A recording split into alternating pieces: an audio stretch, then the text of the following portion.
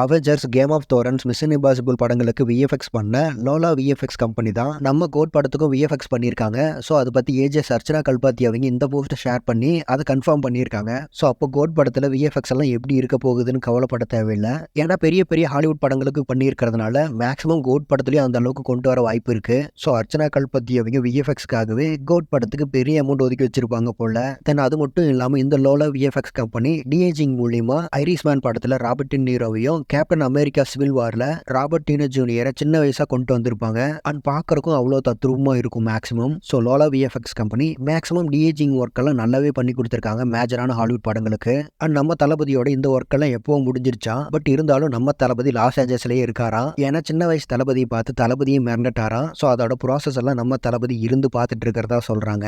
And Thalapathy fan சார்பா ages நிறுவனத்துக்கு பெரிய பெரிய நன்றிகள் சொல்லிடுவோம். ஏன்னா இது மாதிரியே நம்ம தளபதியை பார்க்கணும்னு நம்ம நினைச்சு கூட பார்த்துருக்க மாட்டோம். பட் அதை ஏஜஸ் நிறுவனம் கொண்டு வந்திருக்காங்க பெரிய பட்ஜெட் போட்டு. ஸோ அதுக்கு தேங்க்ஸ் சொல்லிடுவோம். தென் ஃபைனலாக இந்த நியூஸ் பார்த்தோன்னா உங்களுடைய ஒப்பீனியனை கமெண்ட்ஸில் சொல்லுங்கள். அண்ட் இது மாதிரி தளபதி பற்றின அப்டேட்ஸ்க்கு நம்ம சேனலை மறக்காமல் சப்ஸ்கிரைப் பண்ணுங்கள். Thank you friends.